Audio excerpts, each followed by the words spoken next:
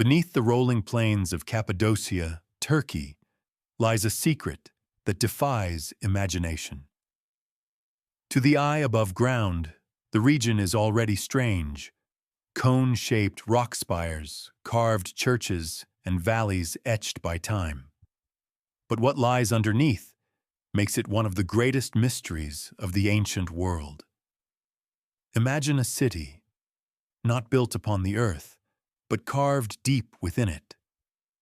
A place of stone corridors twisting like veins, hidden chambers that stretch across multiple levels, entire neighborhoods carved in silence, all beneath the feet of the unsuspecting world. This is Derinkuyu, the lost underground city.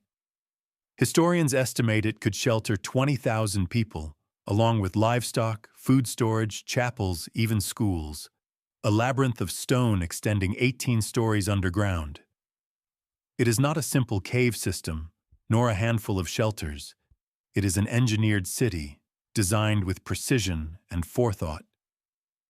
But here's the question that makes Derinkuyu one of history's most enduring puzzles.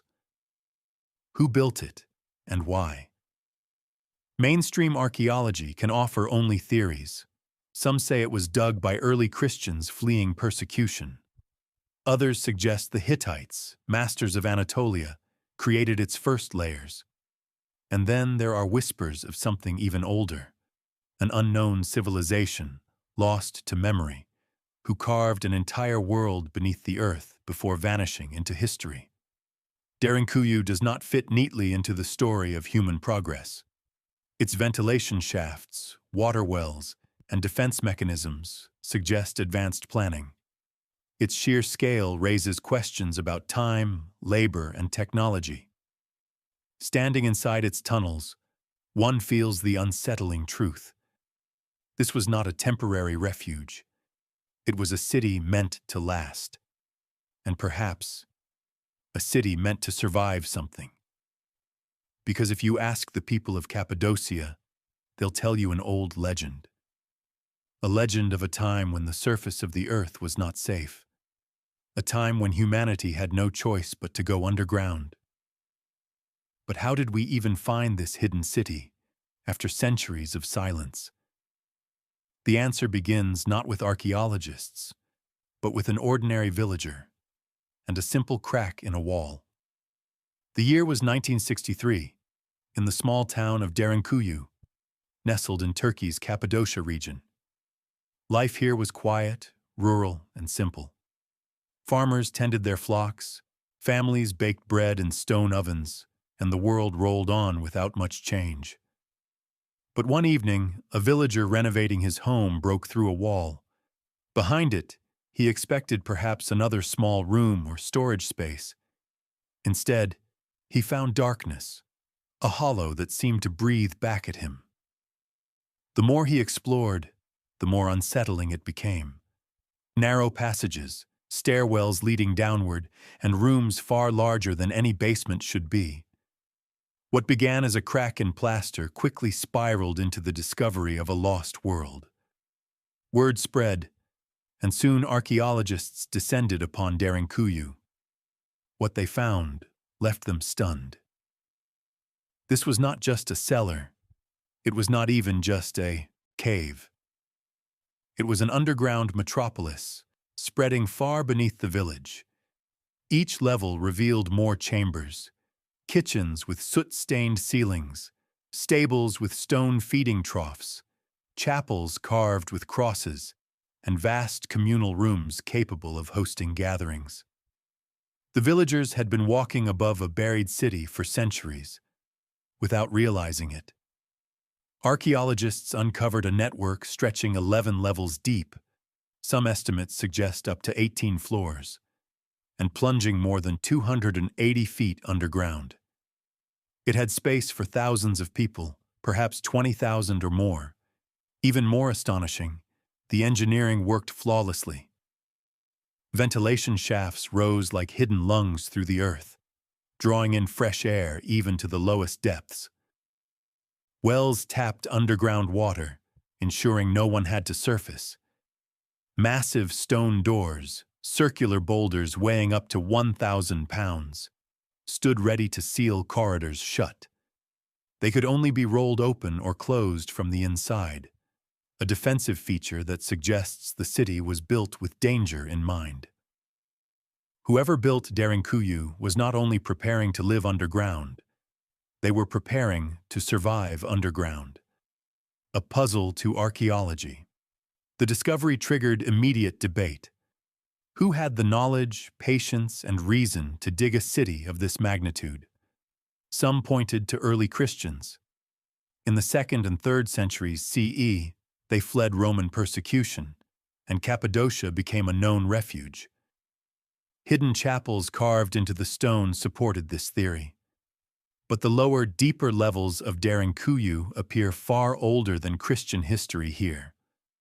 Others argued for the Hittites, a powerful civilization that thrived in Anatolia nearly 3,500 years ago.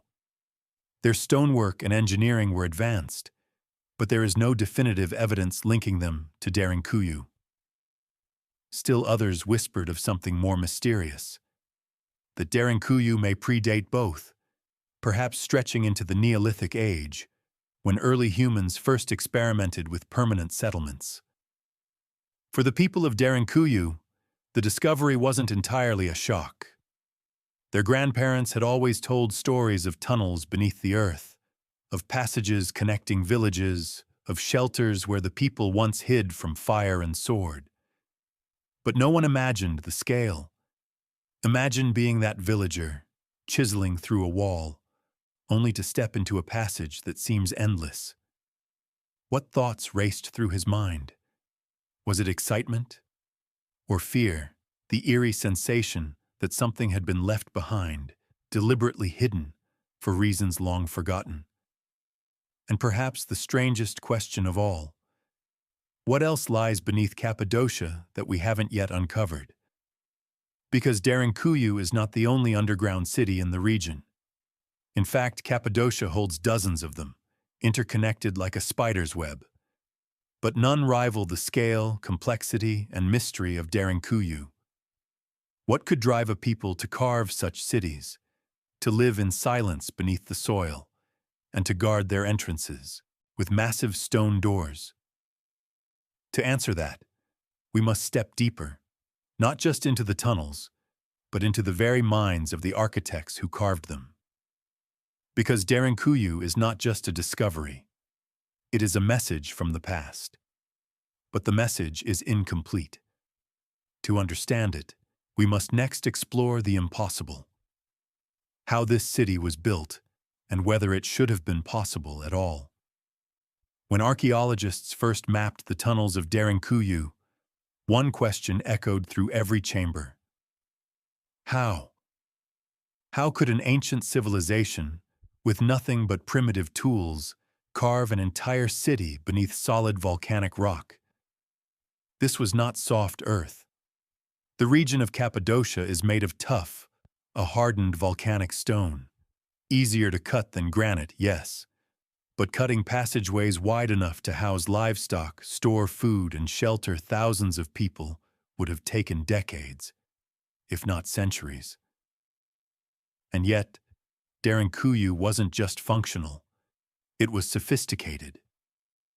The city was a marvel of hidden engineering. Ventilation shafts, dozens of them, carried fresh air across every level. Even the deepest floors breathed with cool oxygen. These shafts were so cleverly positioned that archaeologists still marvel at their efficiency. Wells plunged down to natural aquifers, ensuring clean water. Some shafts were deliberately sealed at the top, meaning water could be drawn only from underground, safe from enemies above. Massive stone doors, circular slabs taller than a man, guarded major passageways. Each could be rolled into place by a single person, but from inside only. Once closed, no army could force its way through. Complex zoning divided the city. Stables on one floor, kitchens on another, communal halls, wine cellars, schools, even chapels. Everything was organized, as if someone had studied urban planning centuries before the idea even existed. And perhaps most chilling, the soundproofing. Thick walls and winding tunnels meant life below would be nearly invisible to the surface. No sound escaped. To enemies above, Derinkuyu was silent, invisible, untouchable. If Derinkuyu was merely a refuge, it would have been cramped, hurried, chaotic. But the evidence suggests otherwise. This was not a bunker. It was a city built for life. Archaeologists found evidence of schools, where children could be taught while hidden from war.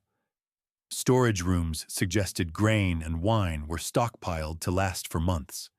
Even livestock could be kept inside, sustained by underground stables. This was more than survival. It was adaptation, an entire culture designed to live beneath the earth if the surface world became too hostile. But who built it? Here lies the greatest mystery. The Christians' theory. Some scholars argue the earliest Christians expanded Derinkuyu to hide from Roman persecution. But these tunnels go much deeper and are far older than the Christian era. The Hittites' theory.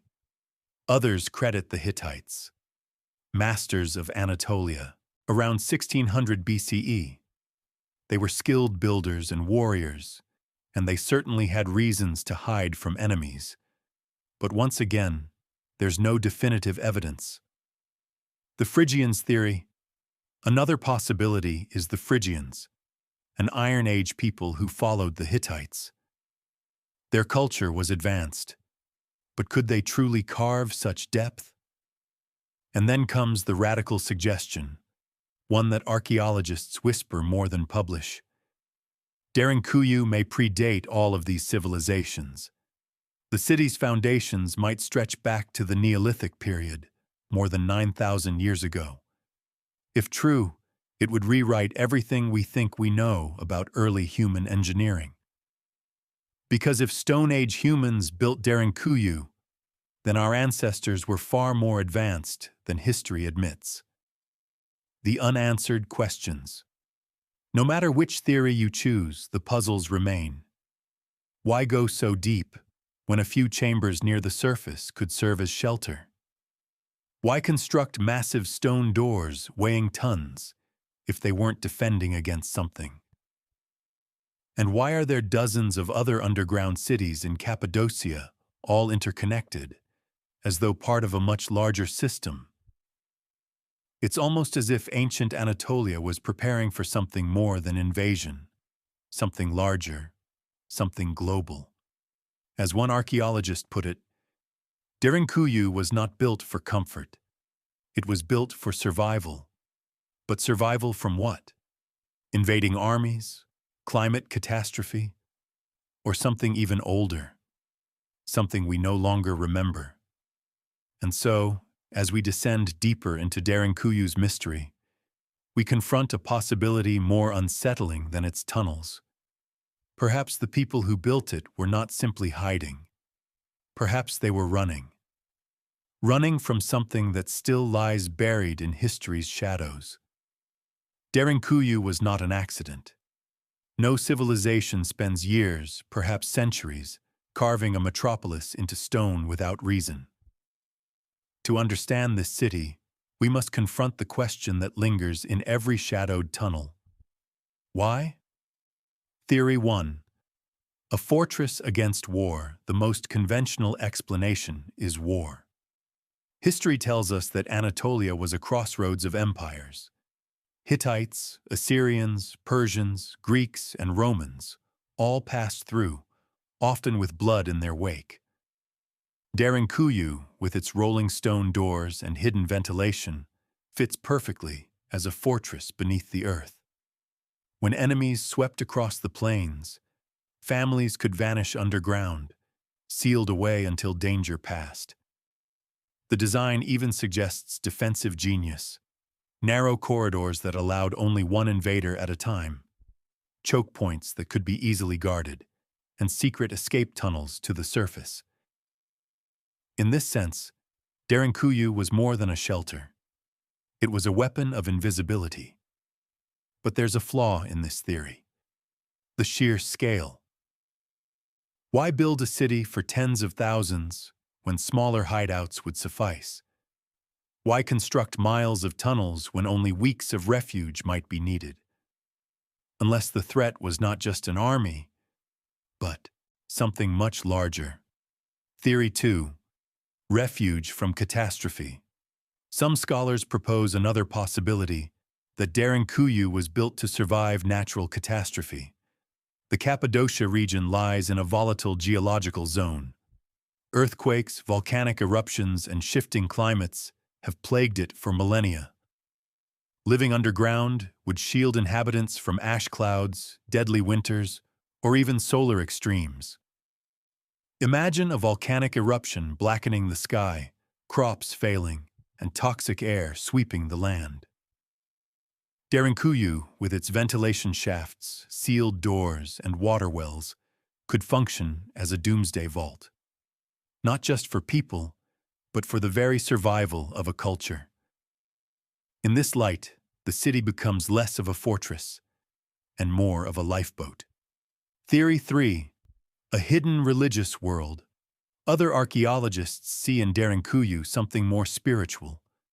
The chapels carved into its walls, the cross-marked stones, and the layout of ritual spaces suggest that it may have been a place of secret worship. Early Christians used Cappadocia's caves to practice their faith in secrecy. Could Derinkuyu have been their ultimate sanctuary, where prayer was protected by stone and silence? But once again, there's a puzzle. The chapels appear to be later additions, carved into a city that already existed, which means faith may have flourished in Derinkuyu, but it was not its original reason for being. Theory 4. The prehistoric enigma. The boldest theory stretches beyond conventional history. What if Derinkuyu is far older than recorded civilization in Anatolia? What if it dates back not thousands, but tens of thousands of years? Some researchers suggest that the underground city may have been built by a forgotten culture, one that survived an ancient catastrophe, such as the end of the last ice age around 12,000 years ago. The timing is tantalizing. Around 10,800 BCE, global temperatures shifted violently in an event scientists call the Younger Dryas. Massive floods, sudden freezes, and rising seas devastated early human settlements. Myths from every culture speak of floods, fire, and the need to hide. Could Derinkuyu be a remnant of that forgotten struggle? A place where survivors carved refuge beneath the earth while the world above collapsed? If true, Derinkuyu is not just a city. It is a warning. A monument left by people who endured the unimaginable. It may explain why Cappadocia holds not one, but dozens of underground cities.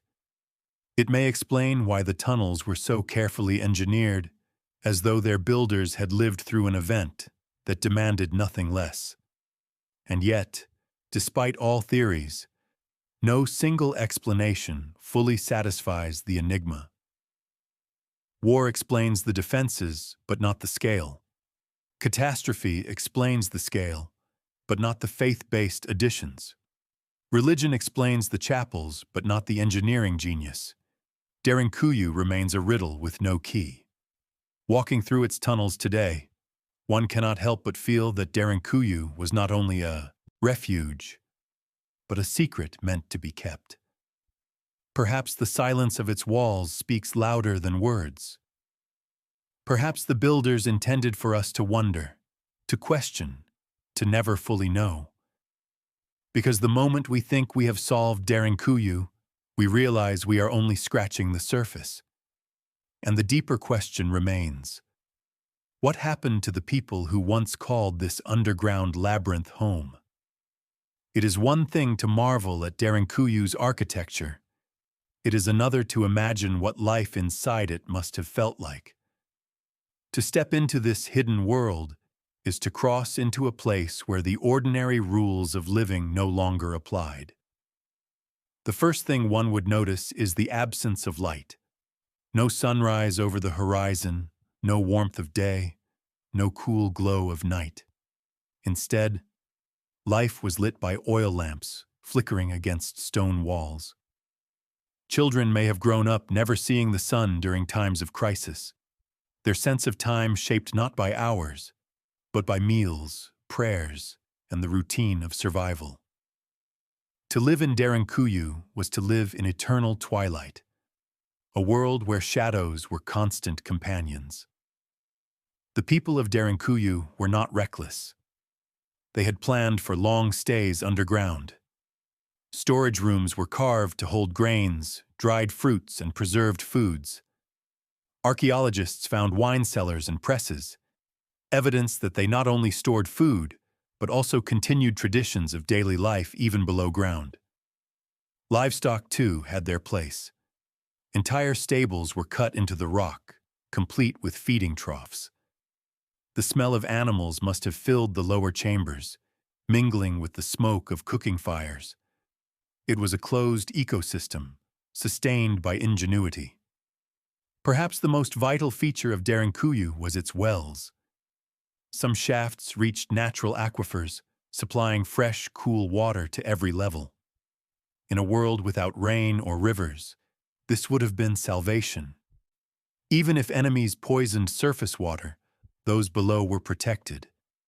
In fact, some wells were designed so only underground residents could access them, proof that secrecy and survival were intertwined in every decision.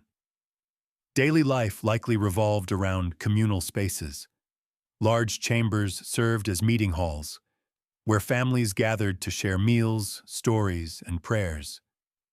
Schools may have operated in side rooms, ensuring that even underground, children were taught. Chapels carved with crosses suggest that faith continued, offering hope in times of fear. Imagine the sound. Voices carried softly through stone corridors, laughter of children echoing, the distant bleat of animals, the hum of prayer. For the people of Derinkuyu, this was not just survival, it was life preserved. And yet, there must have been a psychological cost. To live without sunlight, to breathe air recycled through shafts, to know that the surface above was dangerous. It must have weighed heavily on the mind. Claustrophobia, unease, fear of discovery, all would have been constant companions. Yet perhaps, in that silence, people also felt a strange sense of unity. In Derinkuyu, survival depended on cooperation. Every life was tied to every other. One can imagine the children who grew up knowing both the surface and the underground. To them, Derinkuyu may not have seemed strange, but normal. Perhaps they ran through its corridors like we would through city streets, their games echoing in tunnels carved centuries before. Perhaps they learned to navigate its darkness the way modern children learn to cross roads. For them, the underground city was not only a place of fear, but of safety, a fortress that meant life continued. What Derinkuyu tells us is simple and profound. The people who built it were not only survivors, but visionaries. They anticipated danger. They carved safety into stone. They ensured that even when the world above burned, the world below endured. And yet, for all its genius, Derinkuyu was not a permanent home. No one lived underground forever.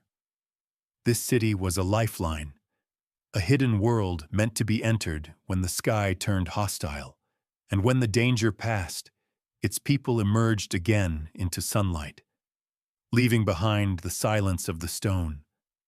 But still, the tunnels remained, waiting for the day when they would once again be needed, or rediscovered by those who had forgotten they ever existed.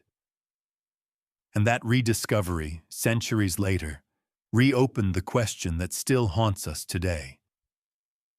Was Derinkuyu merely a product of necessity, Or does it whisper of something greater, a chapter of human history erased, but never entirely forgotten? Derinkuyu is astonishing on its own. But perhaps the greatest shock came when archaeologists realized it was not unique.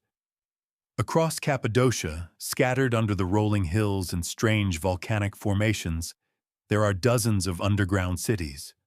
Some small, some sprawling, but all carved with the same purpose: to sustain life beneath the earth. So far, researchers have documented at least 200 underground settlements in the region. Some are shallow, consisting of only a few rooms. Others, like Kaymaklı, just 20 miles from Derinkuyu, descend through 8 levels and could shelter thousands. And here's where the mystery deepens. Many of these cities appear interconnected. Long tunnels, some stretching for miles, link one settlement to another. Imagine entire villages disappearing below ground and traveling unseen from city to city, while armies marched cluelessly above. It was not simply a city. It was a networked civilization in the shadows. Among them, Derinkuyu remains the largest, but Kaymaklı comes close. Kaymaklı's passages are narrower, its rooms more compact, but together they reveal a striking truth. Cappadocia's underground world was built with consistent design, as if part of a larger plan. Some archaeologists even suggest that Derinkuyu and Kaymaklı may have been connected directly by hidden tunnels, a subterranean highway of survival. If true, then the underground cities of Cappadocia were not isolated efforts, but nodes in a massive underground system. Why would so many cities devote immense effort to life underground? Theories mirror those of Derinkuyu itself: war, natural disaster, or cultural survival. But the sheer scale suggests that whatever danger these people feared, it was not a passing threat. It was something so real, so devastating, that entire generations invested in hiding below. This wasn't one king's project, or one tribe's paranoia. It was a civilizational decision. Local legends speak of these tunnels as refuges from fire from the sky and enemies without number. Whether those are memories of invading armies or echoes of ancient catastrophe, no one knows. But the consistency of the architecture suggests shared knowledge, as though a blueprint existed, passed from one community to another, guiding the carving of these cities. And the most haunting thought: if so many remain undiscovered, how vast was this underground world in its entirety?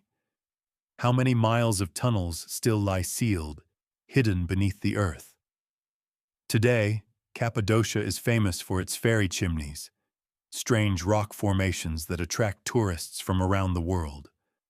But beneath those picturesque valleys lies a second, secret landscape, invisible to the casual eye.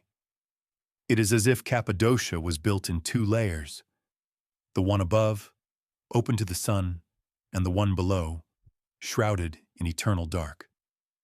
A dual world created not for beauty, but for survival.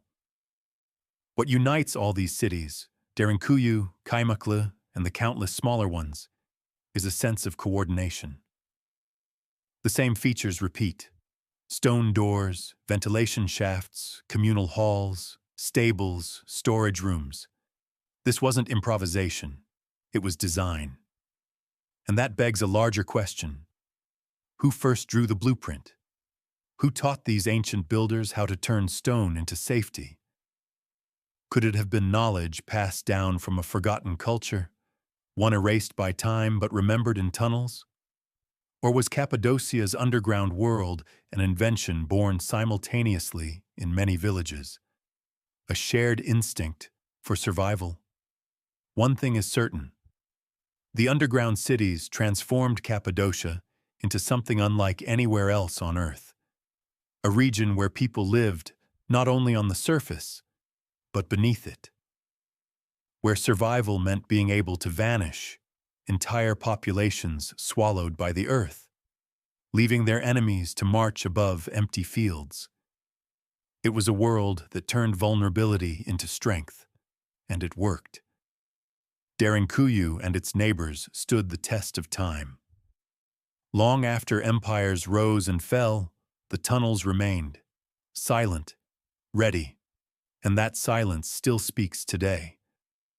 Because even as archaeologists map these networks, they know much remains undiscovered. Entire levels may lie buried, sealed off, holding secrets we have yet to touch. The underground world of Cappadocia is vast, but its greatest mystery is not how many tunnels it has. It is why those tunnels exist at all.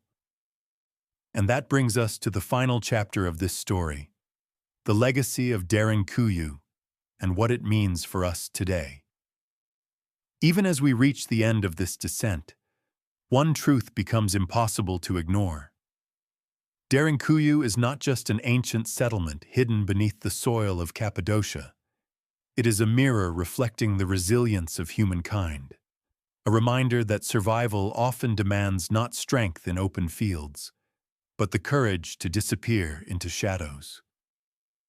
The people who carved these chambers into solid volcanic rock left behind no grand inscriptions, no kings' names, no monuments of conquest. Instead, they carved silence. A city that could swallow thousands and yet whisper nothing of its origins. The legacy of Derinkuyu is not measured by height or spectacle, like the pyramids of Egypt or the towering ziggurats of Mesopotamia. Its legacy is endurance. Centuries passed, empires rose and fell, armies marched across Anatolia, yet the underground city remained, hidden, waiting. When invaders swept through the plains above, families retreated into the earth.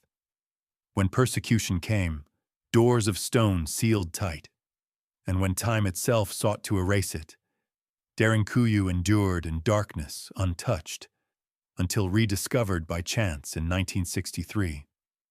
When a man renovating his home broke through a wall and stumbled into a passage that led to an entire forgotten world. What is most haunting is not only the city's vastness, but its anonymity. Who were its first builders? Why did they descend into the depths instead of reaching for the sky?